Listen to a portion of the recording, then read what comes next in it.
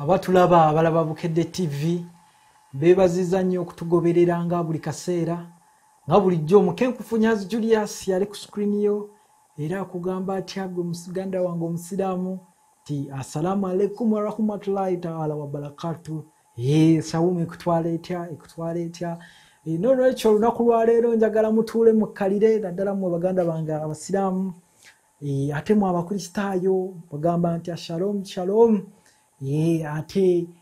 abalala balamusizaako nnyo nga bulijjo Mukenkufunyazi Julius yali ku screen yo yali ku TV yo emperereza mu kitongole ekimanyikiddwa nga Prof Bio Research tusangibwawo ku hoteli Kotorio omwaliriro gwa kubiri ekisenge 152 era we tusinziira okubaweereza tubeebaza mwenna abatugoberera ebbanga lyonna mwebale kutugoberera mwebale kugoberera nga embozi z'omukenkufu. Tuzo twogera ku bintu bingi nnyo wiche wedde twayogera ku black pepper oba black gold pilipili manga abantu n'abalalula. Yes, ebintu byonna bye mwetaaga okugenda mu maaso tukugamba nti tubiira n'olwekyo kalira ntende egamba mutabani wo oyo Barnabas Bidaayo ne Maulano bave ku remote yo abaana abo nga bwe ntera okugamba balina effujjo baagala kulaba tepo ate saawa zino siza tepo saawa za kwekulaakulanya n'olwekyo osobola okufuna siddi eno noti neweteeramu n'osobola okulaba ebintu byonna by'oba weetaaze nga okulima black pepper okulima gundi stevia ono gwenjogerako okulima ebirime ebyenjawulo ebireeta ssente flaxi okukola eddagala ly'engatto okola aftershave okukola ebintu bingi nnyo menye kindekeki nakugamba projects nga 3 zosobola okulaba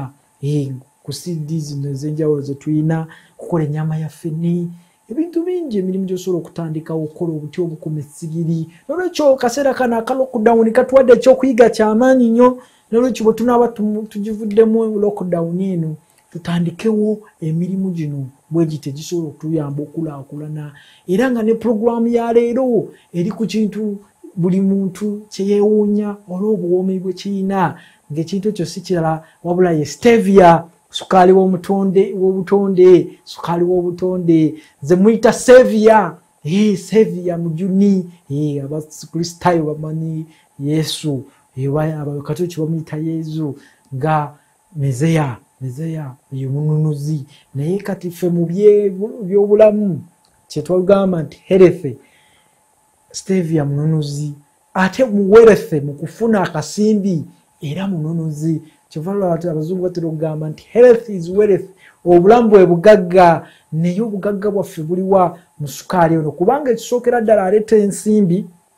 ate ekyokubiri akuuma obulamu bwaffe kubanga awomerera emirundi 2 okusinga sukaali wa bulijjo ate nga taliimu gulukosi ebiwomerera ebisinga birimu gulukosi naye ono ye ekiragala we yawomerera mu kutondebwa kwe nga bw'onaalaba nti omululuuza gukaawa ate ono kiragala we mu butonde bwe yawomerera buwomerezi yewuunyisiza ensi eno era nga naffe aba Prof Bio Research tumwewuunya bwewuunya era kyovulaba Omukenkufu nze mweyitira sevia oba omununuzi wadde ye stevia ennyukuta eya 3 gijjawo ne tumuyita sevia ataase embeera n'olwekyo gwali eyo atulaba tukugamba tutya osobola okulima sukaali w'obutonde buno jjukira ffe tulina enteekateeka tumugabira abantu nti bw'ogulayo omukebe gumu tukuwenda okwa yabwerere naawe n'ogenda n'osimba tetwagala gaggawala ffekka oba kubeera bulungi ffekka naffe twagala obeere bulungi kubanga osobola okugyako amakoola gano n'ogakaza n'ogatekolamu ensaano ng'eno noteekanga mu caayi n'awooma ng'omulwadde wa sukaali omulwadde wa pressure bw'ayagala okuziyiza okulwala sukaali n'oba ng'osobola okuyambibwa n'olwekyo stevia gwe tugenda okwogerako olwaleero omuddo guno omulungi okuzaama mu byafaayo bya stevia asibuka eyo mu Amazoni era abayindi abamanyikiddwa nga Red Indians ab'ekika kya Gulani people be baasinganga okumulima era newunyiza nnyo nga gavumenti ya Brazil mabira weri oba mugiyita Amazon forest emwonoonyi Mabira yonna bamusaanyizaawo batandise okuteekamu simanya nkulaakulana bazimbamu enguudo bateekamu simanya okusima ettaka okusima ebyobugagga naye ng'ekyobugagga nga kino ekya Stevia ekireeta biliyoni ne biliyoni za dola kampala nnyingi nnyo ezigaggawadde nga ziyita mu Stevia tumutunza era netumuguza abazungu netumuguza ensi ezitwetoolodde nga ffe aba Proof by Research kampani nnyingi nnyo ezimugula kubanga ensi yonna tekyanywa sukaali oli wabikajjo okumala kati emyaka 50 n'ekikwewunyisa nti temumumanyi abannayuganda temumumanyi era nange sewunya nti lwakuba nti ebintu bino bibaamu akabakabulini n'abababirooni naye nga buli muntu yandibadde n'ekikolo kya Stevia ojjako makoola n'ogakaza n'oteeka ku caayi oba n'omuteeka mu kintu kya juisa nekimunyiga n'ofunamu juisi juice eyo n'oteeka nga mu caayi n'oziyiza endwadde naye nga Stevia ono tuba tumutunuulidde ayamba nnyo abalwadde ba sukaali kubanga ye alina 0 glycemic index kitegeeza bw'omunywa asanyusa lulimi luno omanye ebintu bino ebiwooma tubiwulira wano ku lulimi ate ebikaawa nga tenga chloroquine omuwulira omumira wali ogera okakanaga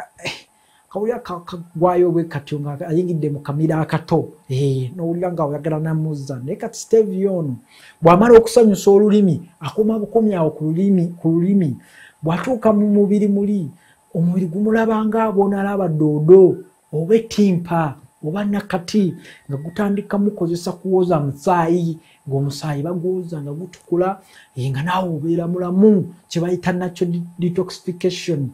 Stevia ono kyakola kati gwe naawe omulwadde wa sukaali tajja kulinnyisa sukaali wo ajja kuyamba okubalansinga sukaali ate gwe atali mulwadde wa sukaali ajja kuyamba obutalwala mulwadde bwa sukaali mwalabye nti abantu abasinze okufa covid oba coronavirus beba abalina sukaali n'olwekyo mulungi nnyo no sukaali waffe n'omuntu atali mulwadde wa sukaali osomukozesanga sukaali wa bulijjo no Stevia era gwe nakazadde ali eyo omugenda ne mubonaabona nnyo n'obwana buno nga bufunye obwosi naye ebiseera ebisinga abo abaana abato abo abakazaalibwa abawere bw'atandika okuyonka maama ono engeri amata gano gye gabaamu glucose gamutabula nga bw'olaba omuntu omukulu nti bw'anywa sukaali oli ow'ebikajjo olubuto luzimba naye kati ono talina gaasi gwakola alina ne fermentable kitegeeza gwali olubuto gwoba otandika okunywa omwana aleme kwepika lubuto olaba gwe omuntu omukulu wepika olubuto ate kali akaana akakazaalibwa kyovula teguggwako bwosi nolwekyo bweyagala okuziyiza sukaali ono manya ngoyagala okuziyiza obwosi wenywere kasukaali k'obutonde goteekamu kacaayi koteekamu katono nnyo kino ekikebe so kinywerako omwaka mulamba jjukira ate gwe alimya amamera n'ojja n'otugulako ensaniya ne dryer tukuwenda okuwa 10 za bwereere n'ozisimba mu myezi 4 n'osobola okukungula kilo 3 buli kilo tugigula emitwalo 2 kitegeeza mu eka ogenda kujjamu bukadde 6 tujja biraba engeri gye balimamu Stevia wa kiragala ono kiragala nga wenywera mukannyo nange mwewuunya musufu buzibu kati gwe ayina amata g'omwana mutere mumumanyiza Stevia aleme kufuna aluso olubuto luleme kwereega ate gwe akamula obutunda naawe osobola okumukozesa okuteeka mu butunda kubanga kati ono wakiragala ayinza okukyusa kkala y'obutunda bwo naye nga mulungi ku baakyayi ate gwe wakiragala namwe twabakolera ow'amazzi zino paka kati bakyewuunya ow'amazzi naye ono naye mulungi osobola okutonyeza mu kakyayiko mu butunda bwo tonyezamu matunda ali kiriya tumufumba bufumbi nga bwe bafumba emmandule ng'onywamu ate ono mukannyo matonda 5 gokka n'olwekyo gwe omukozi wa juisi osobola okutekozesa ono gwakola baking emigaati gwalina ka restaurant ko abantu mufo ky'okubawa ebintu ebibatabula alusaaza olubuto ne luzimba n'olwekyo juisi yange extractor nayo yiino wano kati gwe omukozi wa juisi gwa parkinga juisi osobola okukozesa Stevia ate jjukira ebintu by'otaddemu Stevia biwangaala nnyo katugeza oba w'ennaanansi zino ennaanansi ino wano ennaanansi eno oba omaze ogisalaasala osobola okukozesa juisi eno nokamulayo ka juice waka eno nacho pharmacy nacho pharmacy ngosula mu muri gabanyiga kansujiwenu wano koleyo ka juice kange akaloko dawuni ka juice kako kayika nize nanasi bannaye aledukira n'okuuma ebiriisa byonna osobola n'okukamula ebikoola kati ng'ebyovakeddo oba kasooliwo nga tomufuuyidde n'omukamula n'okolamu liquid chlorofiru toteekamu kyekuwa akajuisaako bw'omala n'oteekamu ka stevia bannange bintu bwe biti birungi fakitole ng'ogikola ewaka kankamulemu kano kamala jukira nakuyigiriza bikeeke bino okolamu amata ogakola otya ojja kunoonya siddi weeri yenyo engeri gyokolamu mu bintu by'ennaanansi amata n'olwekyo kajuisi kano kokamuda ak'ennaanansi sobola okukalabula ne kabeji kano kayamba ku gaasi mu lubuto ate kali pure tiwamala okukakamula ng'oyiwa muri omukolerayo dadi n'omuwa akantu akali fresh naye nakwewuunya tojja ku Prof Bio Research n'ogulayo kasukaali k'obutonde akamazzi jjukira tukateeka mu caayi ne mu juice newa powder nayo osobola okuteekamu teekamu matondo nga 5 kano kanywerako omwaka mulamba nga wenywera stevia ono jjukira stevia ayamba gwe naawe omwami akuliridde mu myaka afuka omusulo ne gutaggwayo prostate ng'etandise okuzimba ate naawe afuna kye bayita